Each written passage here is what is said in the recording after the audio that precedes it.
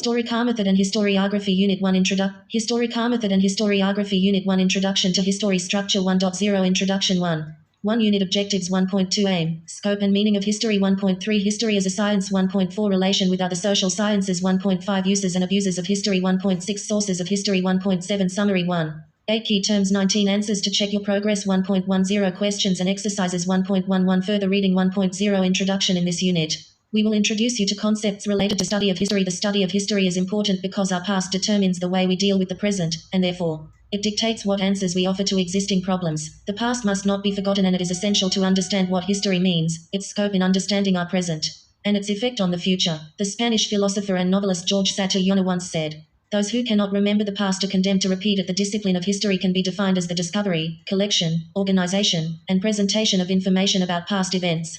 Historians believe that discussions on the problems and issues of the past may lead to answers for the problems being faced in the present, as a field of study. History encompasses many subfields such as gliometrics, historiography and chronology amongst others. However, the most basic and essential one of these is historiography, which is the history of historical study.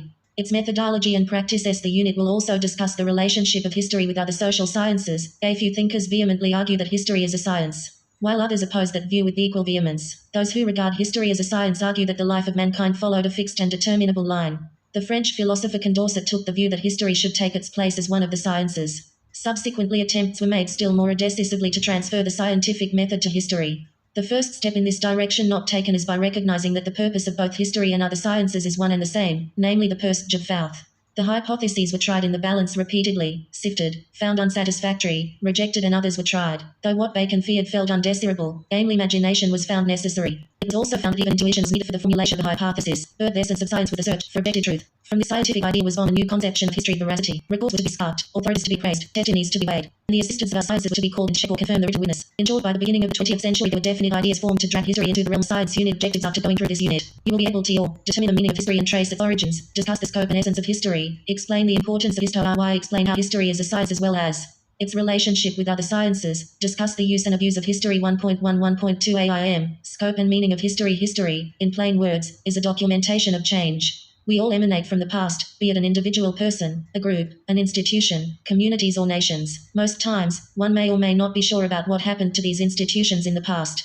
So, we tend to find references, and these references or the study of them can loosely be termed as high story. If history is a recollection of the chronological sequence of events past, then it would not be unfair to say that interpretation and narration of history would largely depend upon the artistic imagery of the writer. Also, if there is a huge time lapse between two events and there are not enough evidences and artifacts, then there would be memory failures, and hence oral evidences are far from being trustworthy. Thus, the role of a historian is fairly crucial in communication of historical facts to future generations. The word history is used largely in two contexts. One, about narration of events past.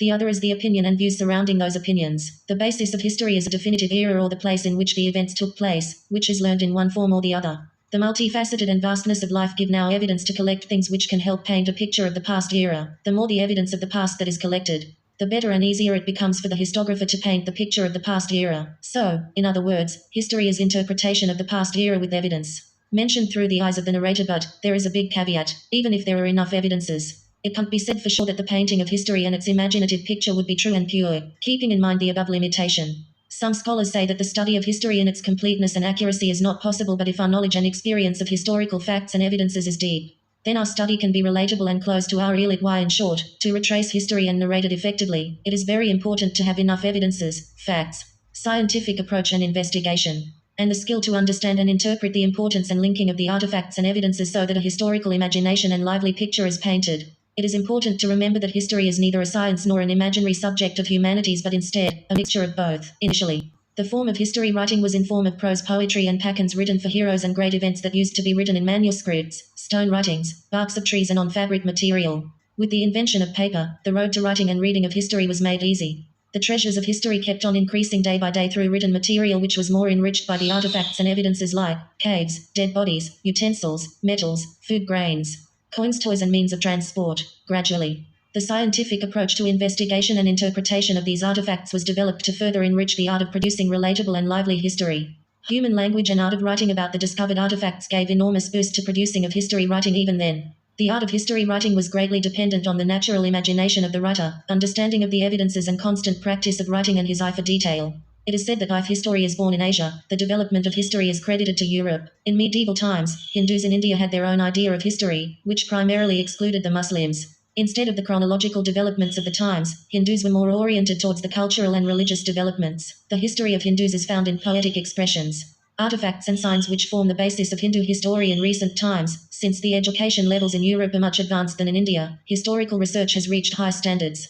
Hundreds of streams of history have emerged in the modern times and are being extensively used in the study of social, political and economic times. In India, the source of history are the famous Vedas Rig Veda, Samveda, Yajurveda and Atharva Veda, and the Puranas. These are called historical evidences and artifacts. The scope of history, the scope and expanse of history is very vast. Every person, subject, discovery and movement has a history related to it. Even history has a history. From the 19th century onward, it became mandatory and necessary to have a historical perspective of most things that were studied.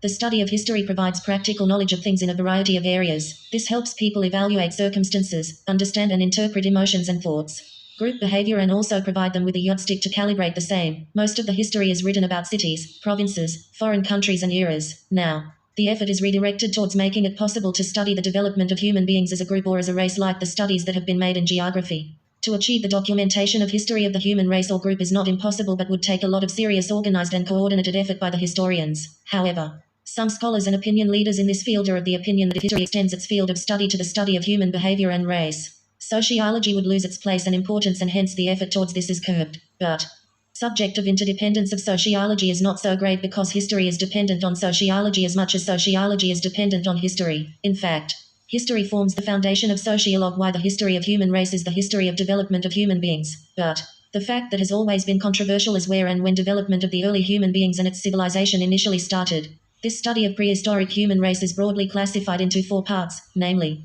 Primitive Stone Age, Former Stone Age, North Stone Age, Metal Period from the uncivilized age to semi-civilized age, and from a semi-civilized stage to a somewhat civilized age yet far from the modern times. The journey has went on for thousands of years, but which type of civilization developed at what time period is still unknown to the world. What is definitely known to the world is that almost all the civilizations came up and flourished along the river valleys which were conducive for their developments. Examples of Indus Valley civilization and Mesopotamian civilization are well documented for everyone to read. What is the essence of history? We all breathe in the present and keep planning for a near or distant future. What then is the real requirement for the study of history? What is its essence? For any society to prosper and flourish, it is important that history be given importance and lessons be learned. Without history, a nation and society cannot prosper because the learnings that emanate from it are invaluable in the road to development.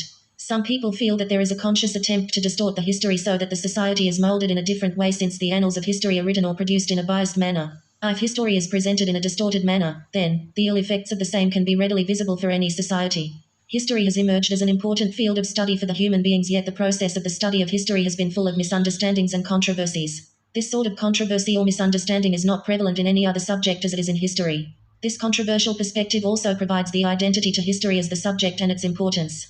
This treacherous controversial nature of the subject of history adds interest amongst the students and readers of history. Importance of history. Ancient history suggests that families devote much time and effort in teaching their children the history of their families. The fundamental understanding behind this thought and the importance of imparting lessons in family history was that he who understands the past understands who is better than anyone else in the society. But, on the contrary, in modern times, we all have turned our backs to history and little importance is given to the study of history, and even less to family history. Why we are in an era of constant and rapid change. The yardsticks of measurement has changed from the original sources, where we emanate from, to something which is far from logical, and further, where we are going to be in the future. This has eroded the importance of the ancestors from our lives.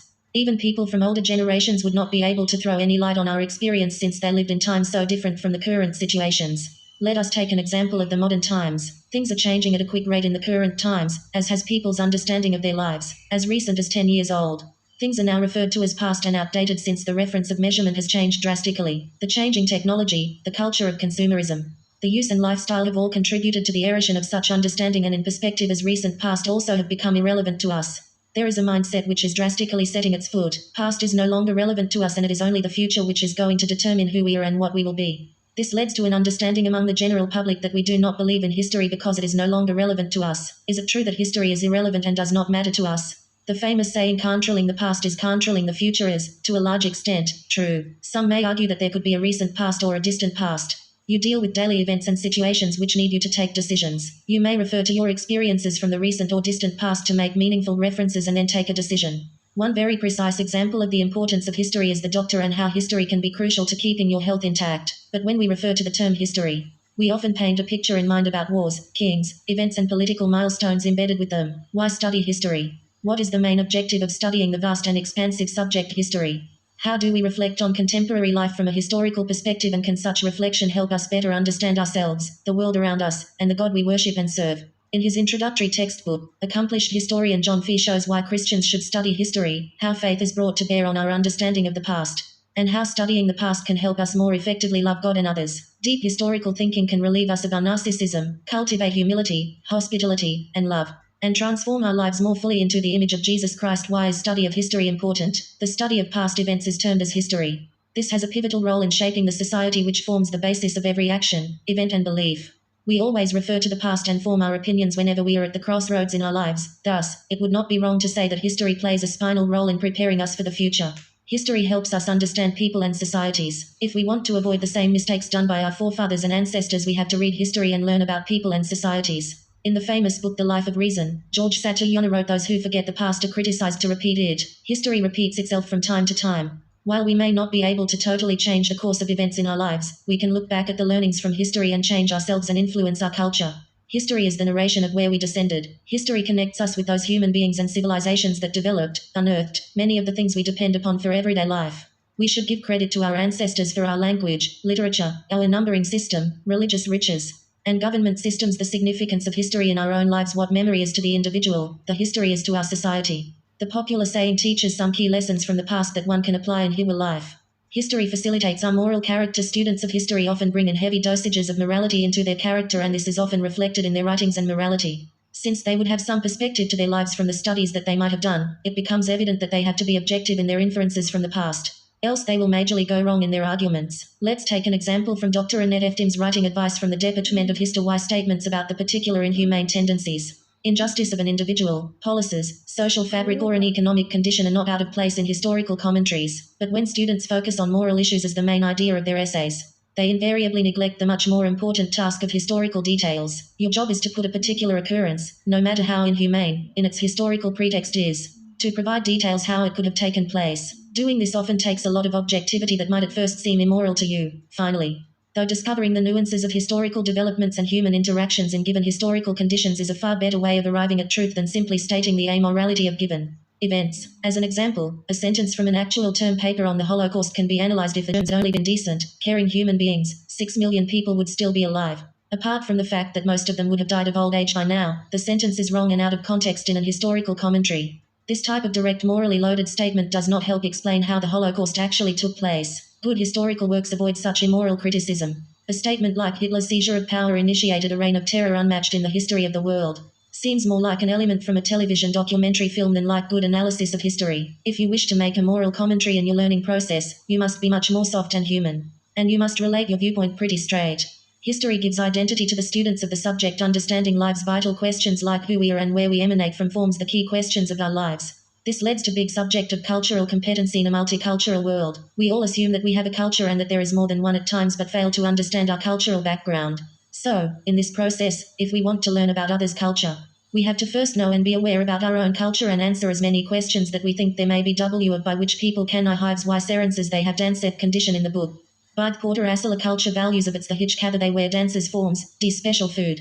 The book promises be children with others live eshas theatre and the world to enter tanks young D the different viewpoints and to work together for a history is key to becoming a good citizen in early school. Scale studies include history, civics and geography. This subject, Cheese Thou Only Elementary, discusses the rights and duties of a citizen by taking excepts from the past. Also, history cannot be taught in isolation. Since this is important for a student that while the country's contemporary history is important, it is equally important to be aware about the other countries of the world. Let's take an example of the book written by a Malaysian author Anwar Ahmad, The Making of Good Citizen in Malaysia. Does education of the history play a role? The connection between learning of history and values of citizenship has long been controversial. Some historians believe that history should be learned for learning's sake, whereas others consider that history learning should be integrated with one's own values, particularly values of citizenship. The second opinion believes that history is closely related to values of citizenship in terms of creaty and dutiful. Citron S. Helen Madley, in her successful 1920 book History as an Institution of Sinisirkip, argued that if history is to live on and on, it must serve the goals of values of citizenship. In many countries, including Malaysia. Citizenship value education is taught in schools through history and citizenship education. The history courseur was not developed in isolation, but was instead knitted with citizenship learning. By doing so, it was expected that citizenship and history learning would lead to good dutiful citoyens among students in the future. Check your progress. 1. What is meant by the word history? 2. How does the study of history help people? 3. What is the fundamental understanding behind the teaching of history? History is a science. The high priest of the concept that history is a science is J.B. Berry, the celebrated professor of history, Cambridge University, who succeeded Lord Acton. Berry declared in his inaugural address in January 1903 that history is a science, no less and no more. This bold and categorical assertion has excited much controversy. Berry's full statement deserves to be quoted. He said, "If year by year history is to become more and more powerful for stripping the bandages of error from the eyes of men, for shaping public opinion, for advancing the cause of intellectual and political liberty, she will best prepare her disciples for the performance of the task, not by considering the immediate utility of next week or next year or next century, not by accommodating her ideal or limiting her range, but by remembering always that though she may supply material for literary art or philosophical speculation, she is herself simply a science. No less and no more." This was the trend of thought all through the 19th century. The great German historian, Leopold von Ranke, considered the father of modern historical writing, was also of the same view, when he said that the business of history is not to judge the past or instruct the present for the benefit of the future. Its business is only to show what actually happened. Simultaneously, the same view was upheld in France by Auguste Comte, who is one of the strongest protagonists of this view. Being a professor of mathematics, he applied the principle of continuity, characteristic of numbers, to the historical process. Just as a curve can be traced when its algebraical formula is determined, the course of mankind can be traced when we have found the law by which it is directed. He calls history positive philosophy, which is another phrase for scientific thought from which supernaturalism is totally excluded. The course of men's thoughts may be traced by marking their mental path as determined by their natural limitations at various times. Thomas Buckle, an English historian, subscribed to this view. Several arguments were advanced to prove that history is a science. First, the aim of science is to predict the future, and history will not fail in this respect.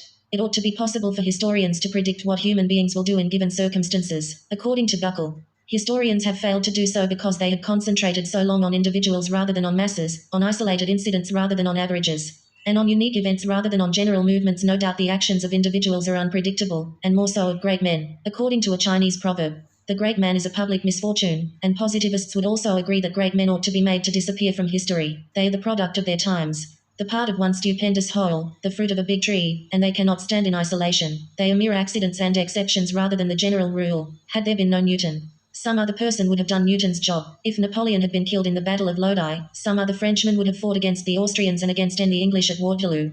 Because this is the logical outcome of the French hostility against these powers at the time. If Shivaji had not been born, some other March would have founded a kingdom. To explain the character of a mass of men, their geographical position, their climate, their general physical environment, the intellectual background, and the pressing need either for a political or social or economic change, should all be taken into account.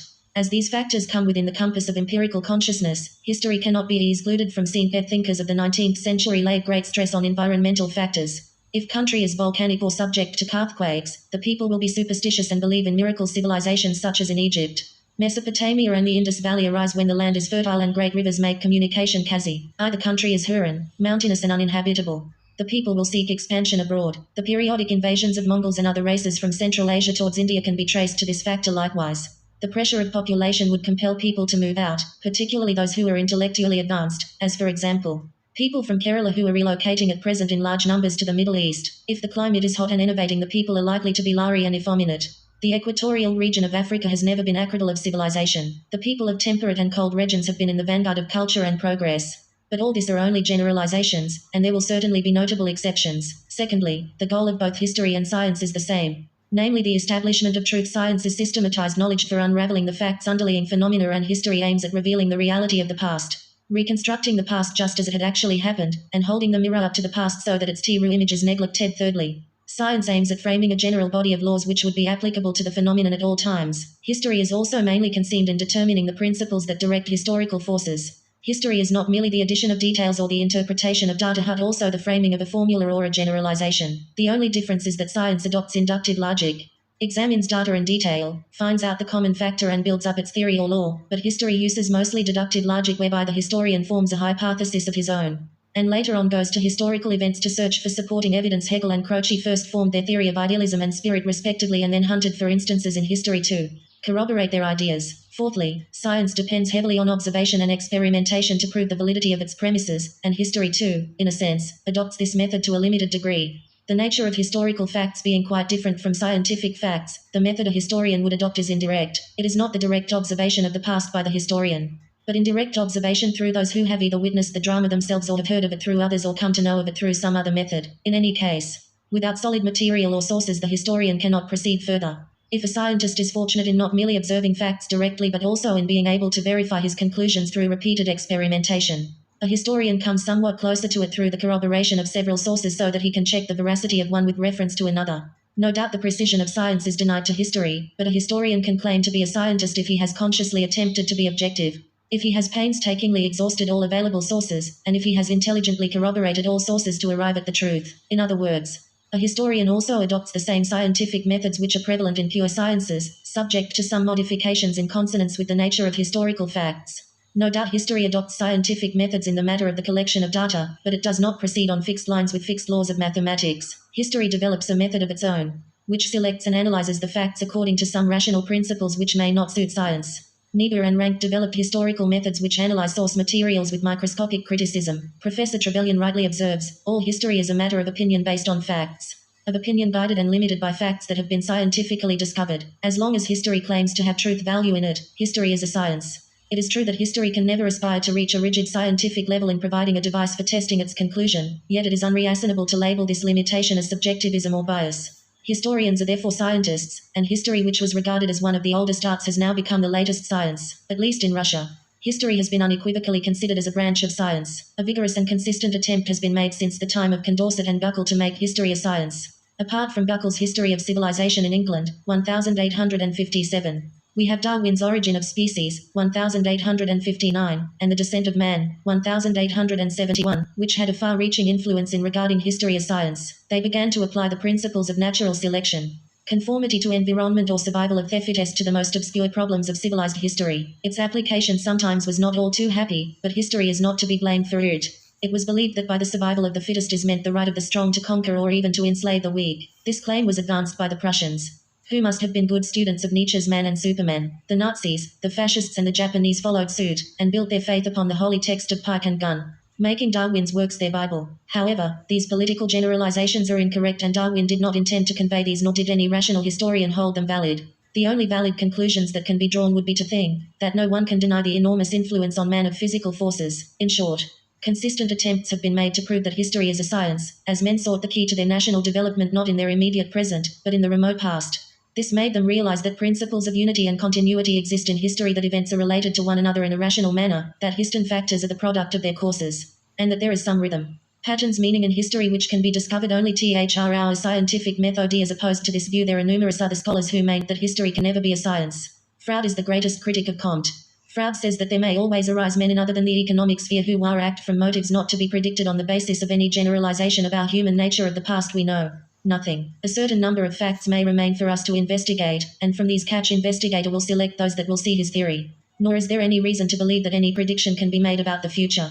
And the view that history is prophecy in reverse is totally wrong. The scholars who refute history to be a science quote Berry, who himself acknowledged that the past could not be exactly deduced, and hence we cannot be dogmatic, nor can the future be predicted. The element of chance is so much as to disturb all calculations. The problem of great men is so perplexing that without them there will be hardly any history. Take away Buddha, Asoka, Harsha, Akbar, Gandhiji and all other great men from Indian history, and what remains would be just a drama without the actors. Likewise, Plato, Alexander, St. Paul, Spinoza, Frederick, Rousseau, Voltaire or Napoleon are the architects of the history of their time and country, and without them, it is a wedding without the groom. Their exceptional brains may be explained through scientific factors, but such explanations would not help us to calculate the rise of such leaders in the future.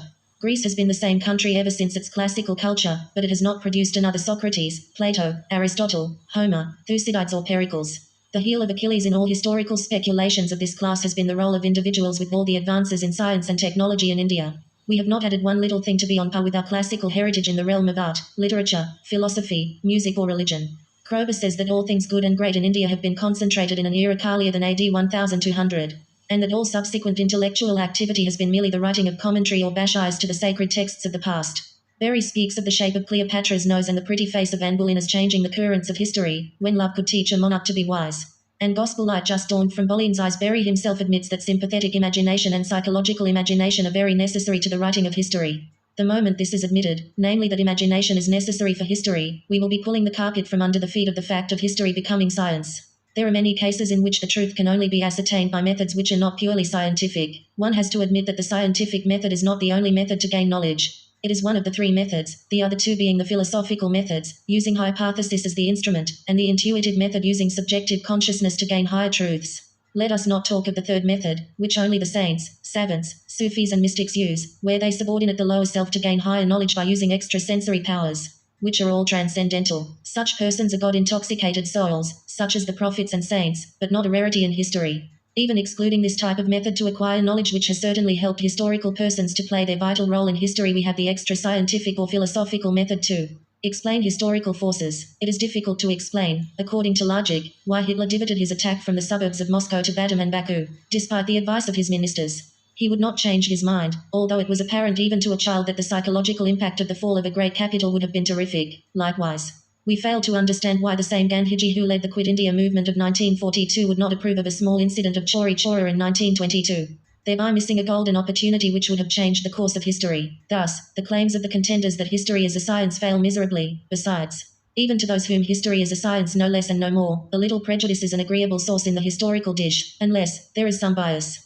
History becomes dull and loses its real character of exciting interest. An Indian historian will not be 100% objective when writing about the British impact on India, and he is likely to be different from a British historian in looking at the same events. Likewise, a Maratha historian of Shivaji would view his hero from a different angle than that of a Mughal historian, even if he is Jadon of Saka.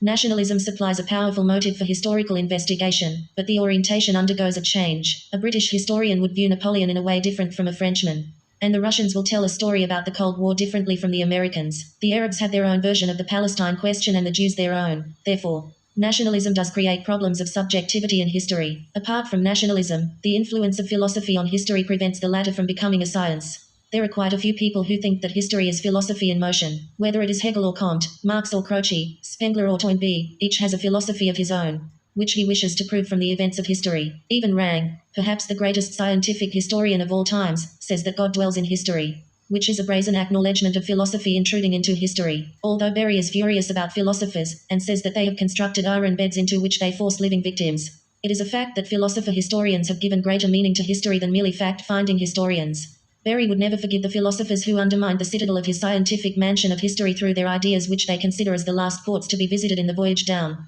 the stream of time, and we could well understand and sympathize with the zeal of the crusader who wished to elevate history to the pedestal of science. Sometimes we too lose our temper on the dogmatic and hypothetical assertions of these philosophers who think that the ideas within the horizon of their minds alone constitute the ultimate ideas of all time to be cited by man. The positivists think that Comte alone is right and the whole world is wrong. Likewise, the idealism of Hegel, the materialism of Marx or the spiritualism of Croce have all been lifted to a high religious level where their arch-protagonists are ever ready to stake their all in a duel for the universality of their theme. We quite agree with Berry in his example that a few Germans regard Christianity as the final religion of the world, Germany as the final state on earth, and Hegelianism as the final philosophy of the universe. We are now in a better position to understand that rigid ideas will not take us far on the path of progress. For there are higher things than any state, philosophy or religion, and they are peace, order and humanity. Even in a country like England, the home of liberty, freedom is contracting in order to protect national interests, and even in a country like America so long closed to emigrants from Asia, nationality is expanding into humanity. The critics of those who call history a science argue that the very nature of historical facts prevent it from being a science. Science deals with tangible facts which are subject to observation, repetition, modification and control. There cannot be in science simultaneously two different laws on the same phenomenon, no two truths, no confusion and no abstraction of any sort if the phenomenon is fully resolved. But this cannot be said of history. Indians would think of Mao Zedong's policy on Tibet in a different light from the Chinese. Golda Meir is a great name to the Jews but a nightmare to the Arabs. Charles I sincerely felt that he was duty-bound to fight the Civil War, but the Parliament raised him to the scaffold. Nixon did not feel the prick of his conscience in Watergate, but the nation ousted him from his high office, although others had escaped unhurt after committing much worse crimes. We can multiply instances to show that the scope of history is different from that of science. A scientist asks the question, what is the sum of 2 and 2? And the answer is the same anywhere in the world, but in history when we put the question, why was Kennedy killed or Mujibur Rahman assassinated, the answer differs from place to place, from time to time and from person to person. The Warren Report has filled thousands of pages on Kennedy's assassination, and yet we are nowhere near the truth. If this is so, how can history be a science? Human motivation is difficult to explain. A voter assures every candidate of his solid support and we never know for whom he votes in the booth. This makes history essentially a non-scientific subject. The scientific method is also different. Newton puts the question, why does this apple fall? He puts the next question, why do apples fall? Finally, he puts the question, why do objects fall? He comes to the conclusion that the answer to the first question also holds good to the final question. But historical questions are answered in an entirely different way. What the relationship was between Babur and Humayun is entirely different from the relationship between Shah Jahan and Aurangzeb, although they were all from the same Mughal dynasty. Again, how did Clive win the battle is quite a relevant question, but the next question, on the same analogy, why did British generals win Indian battles is somewhat absurd, since some of them like Bailey, Munro and Braithwaite were defeated by Hyder. The third question in the same pattern as in science, namely why do generals win battles, is totally absurd. The purpose of scientific inquiry differs to a great extent. In psychology, the question how does a man feel when he wins a point, the answer is that he feels happy. But in history, to the question how did Asoka feel when he won the Kalinga War, the answer is that he felt miserable. In logic, to a question how should you treat a person when he does good to you, the answer is that you should be extra good to him. But in history, to the question, how did Henry VIII treat Cardinal Wolsey for all his services, the answer is that he was shut up in the Tower of London. Moreover, historians deal with ideas, and the subject matter of history is reflective thought, which is in the historian's mind, and which cannot be reduced to any scientific analysis since facts belong to the past. What remains now is merely a body of ideas, which is subjective. History is not a deductive science, and there are no foolproof methods to eliminate errors and subjectivity. G.M. Trevelyan says that history is more a matter of rough guessing from all the available facts, and it deals with intellectual and spiritual forces which cannot be subjected to any analysis that can properly be called scientific. Trevelyan further says, the function of physical sciences is mainly to direct utility in practical fields, and in more intellectual fields the deduction of the laws of cause and effect. Now history can perform neither of these functions. No one can, by knowledge of history, however profound, invent the steam engine, light a town, cure cancer, or make wheat grown near the Arctic Circle. History cannot, like physical science, deduce causal laws of general application. The law of gravitation may be scientifically proved because it is universal and simple. But the historical law that starvation brings on revolt is not proved. Indeed, the opposite statement that starvation leads to abject submission is equally true in the light of past events. What is true of the life circle of one frog is true of all frogs, but what is true of the life history of one man need not be true of all men. Sometimes what is true at one time in the life of a man may not be true at other times in the life of the same man. Being so nervous as not to pronounce a death sentence on a murderer, Robespierre, who was once a judge, subjected his case to narration, explanation and interpretation. The scientist repeats his experiments. The historian has to rely on the evidence available to him. The scientist is objective, but the historian is subjective. The scientist works with space as his major symbol, but the historian regards time as paramount. The scientist deals with things that have become a realized actuality, but the historian deals with the phenomena which are still in the process of happening. Dull, dead and matter of fact is the subject matter of science, but reflective, abstract and ever-changing ideas and deeds performed through initiative, collective and rational behavior of man form the subject matter of history. The scientist predicts with precision the future. The historian fails miserably in this task. The scientist frames laws of universal applicability. Historical laws are always defective. But the meeting ground of science and history is that both use the same methods for the collection of data and both have the same goal, namely the discovery of truth as the ultimate purpose. Thus, history is not only a science but also an art. It cannot exclusively be called a science because it does not fulfill all the conditions of a science. Likewise, it is not a pure art, such as painting or music or sculpture, or literature, for the kind of imagination which these arts require is different from the kind of imagination which the historian should possess. The artist's work is highly creative and original, the historian's work is mostly reflective and imitative. Unlike photography, history has a human touch as well. In short, history is both a science and an art. Check your progress for who was considered to be the high priest of the concept that history is Ashens 5. Which professor of mathematics applied the principle of continuity, characteristic of numbers, to the historical process? 6. What is one similarity between science and history? 1.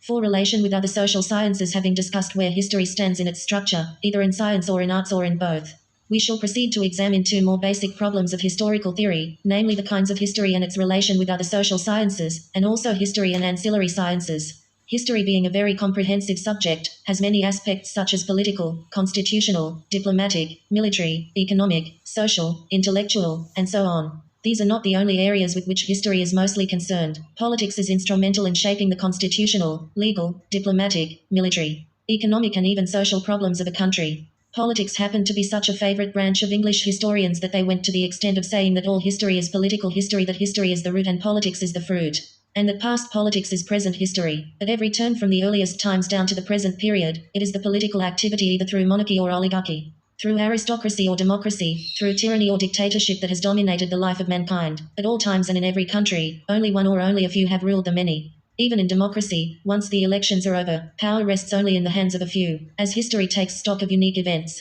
It is the story of the shepherd that attracts the attention rather than the flock of sheep, whose behavior is steady. The king has been called the shepherd of his people. The modern presidents, prime ministers, parliaments, senates and other political agencies are so much in the news that politics happens to be the mainstream of all history, and demands the lion's share of a historian's attention. Acton says that politics is like the grains of gold deposited by the stream of history in the sands of time. Polybius says that the use of history lies in learning the art of politics. Sir John Seeley says, politics are vulgar when they are not liberalized by history. And history fades into mere literature when it loses sight of its relation to practical politics. Related to politics is constitutional history, which assists in the understanding of the political trend in any period, the development of political institutions, rules, regulations, rights and duties, law and mode of justice, executive, legislative and administrative functions, economic and financial implications, nature of bureaucracy. Fundamental principles of state policy are all defined under constitutional history. Why certain countries have rigid and written constitutions whereas others have flexible and unwritten constitutions, such as in England. Constitutional history traces the origin, development, nature and functions of political institutions.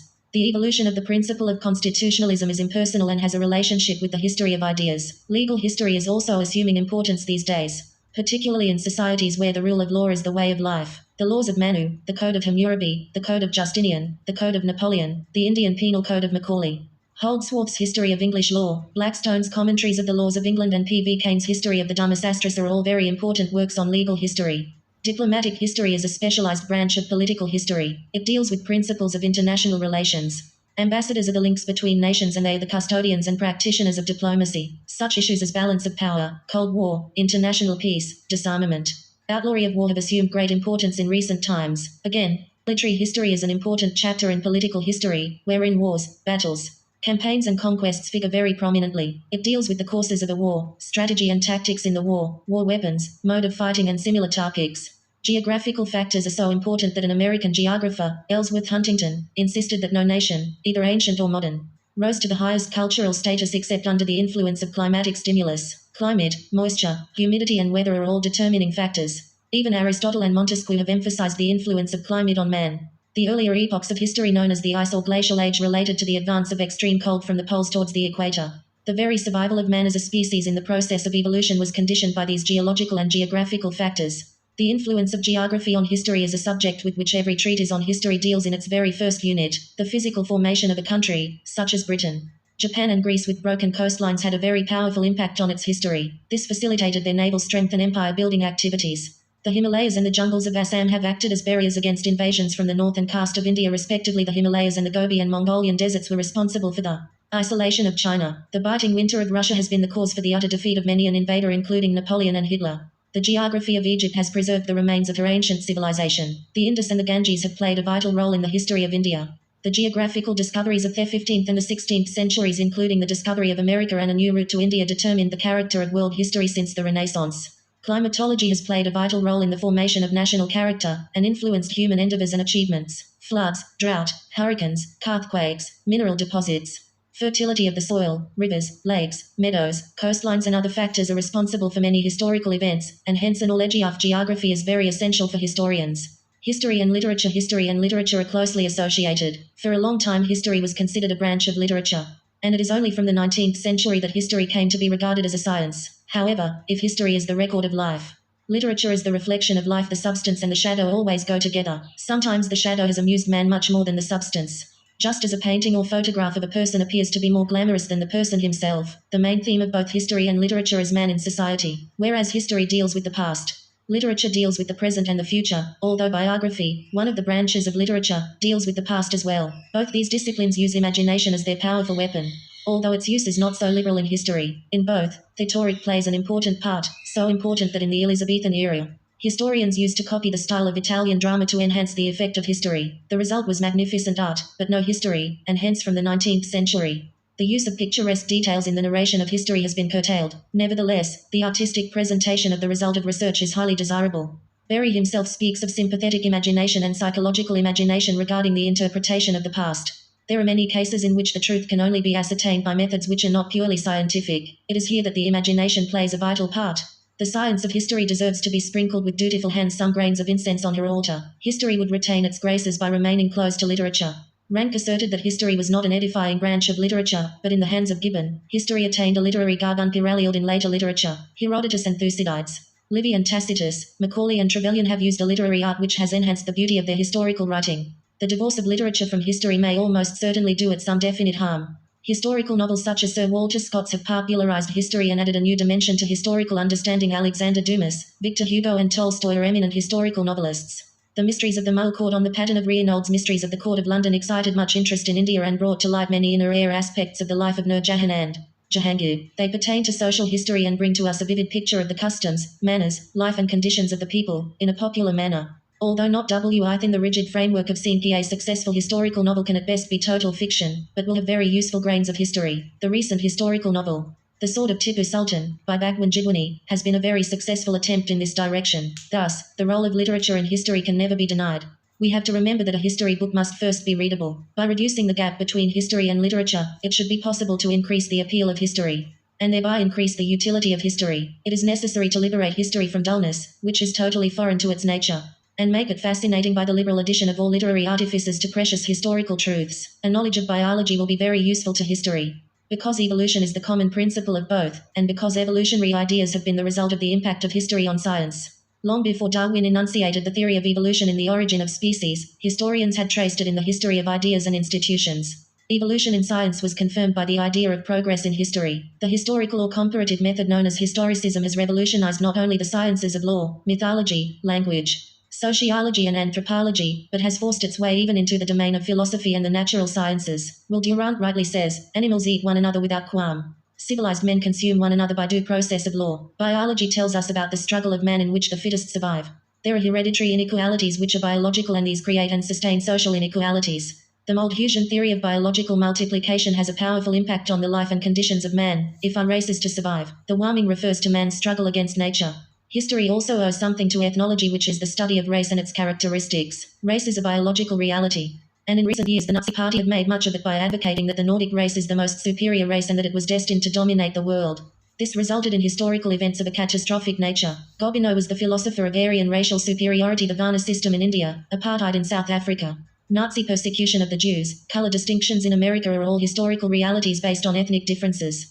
The real issues cannot be understood without a deep study of these fundamental issues of ethnology. The relation between creative ideas and their impact on society has resulted in intellectual history, which has become very popular in recent years. Intellectual history is a field of great sophistication dealing with fundamental ideas and ideology which ultimately shape human history. It seeks to review the transformation of ideas, beliefs and opinions held by intellectual classes from primitive times to our own. D. Johnson has said that no part of history was as useful as this, which is related to the progress of the human mind, the gradual improvement of reason, the successive advances of science, arts, philosophy and learning are all very instructive and interesting. Abe Ames has written an intellectual and cultural history of the Western world, and it comes under the history of ideas. So also do works on history of political thought, history of economic thought, and history of science come under this category. Schiller has said that the genuine history of mankind is its history of ideas. Collingwood thinks that history is the expression of human ideas. Intellectual history concerns itself with the examination of what men say, what they think, and what goes on in their mind.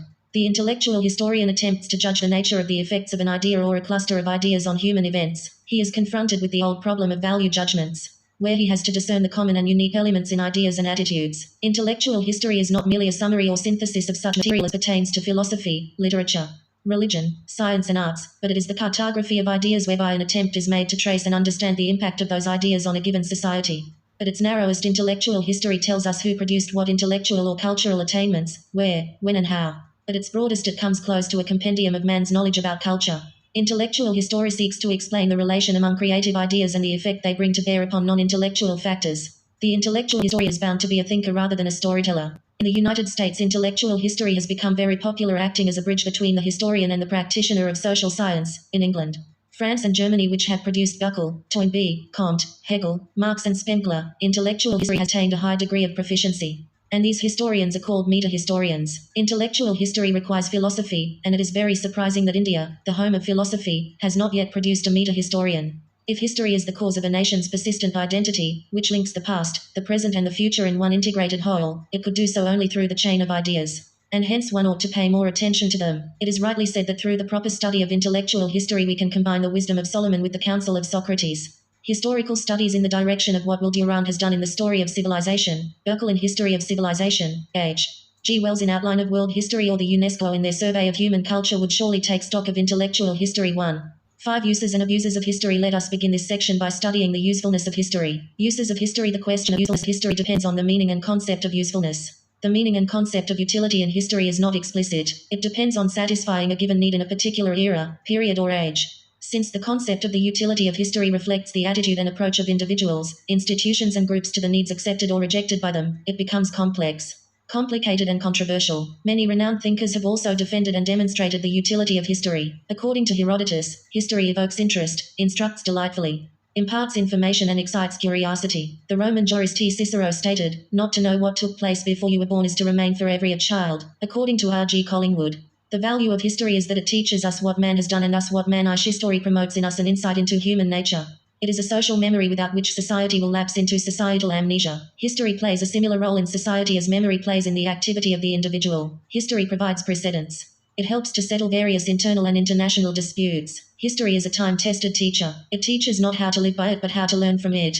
History gives us an indelible insight into man's vision and mission, words and deeds, ups and downs. It makes an effort to reveal the meaning of life and unravel the purpose of living. History is a true friend, philosopher, and guide. Through history alone one can know, understand, and appreciate the world as it is. It is an unending dialogue between the present and the past.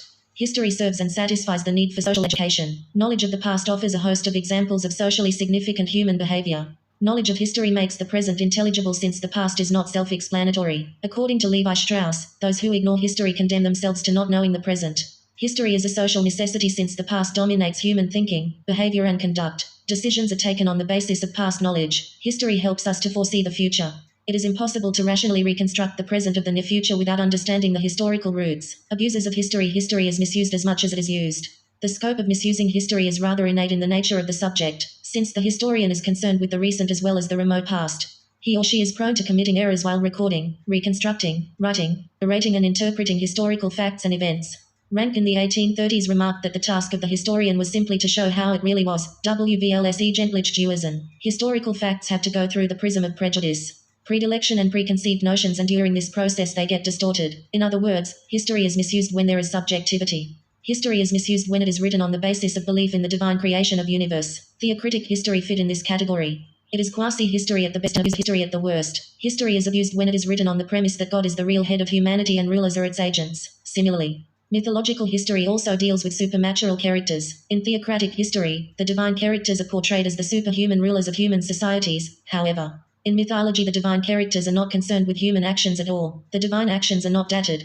Mythological history is completely outside time estimatio, and history is misused when religious faith is used to explain historical phenomena or events in history are, therefore, viewed from the angle to belief instead of reason. For example, Christian historiography. It was and still believed that God created peoples and countries. Historical processes, therefore, the working of God's purpose which ought to be the purpose of man. Fixing the birth of Christ at the center of chronology, history was divided into two parts: before, B, C, and after, A, D, the birth of Christ. This type of history has been termed as apocalyptic by R.G. Collingwood. To write history with the objective of justifying a preconceived notion is its misuse.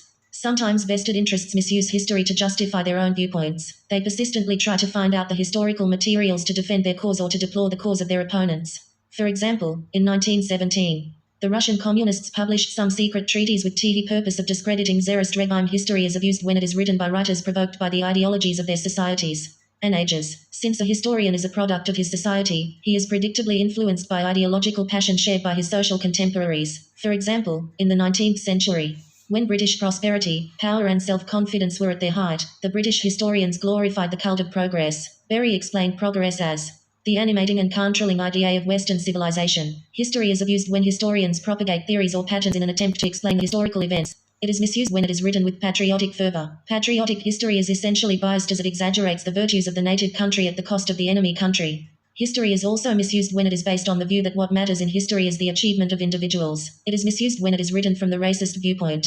History gets distorted when it is written imaginatively and interpreted philosophically. It is abused when the historical evidence and facts are not strictly scrutinized and screened scientifically. 1.6 Sources of history. Traditionally, history has been recorded either in writing or passed on by oral tradition. Historians have attempted to answer historical questions through the study of written documents and oral accounts. They have also used sources like monuments, inscriptions, Coins and pictures to create a chronological sequence of events for a particular period. In general, the sources of historical knowledge can be separated into three categories: written, oral, physically preserved. In order to create a historical record, historians often consult all these three categories. However, the written form is the most important marker to define or separate history from events that happened earlier. History is thus a true depiction of the past through the formation of narratives and analysis of past events. The modern approach of studying history is a systematic analysis of this discourse.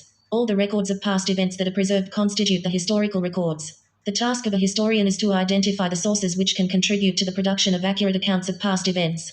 Part of the historical archive is created by following the practice of invalidating anomalies in details of the past events, so that one can arrive at the truth by a process of elimination. Historiography deals with how history itself is documented or passed down through the ages.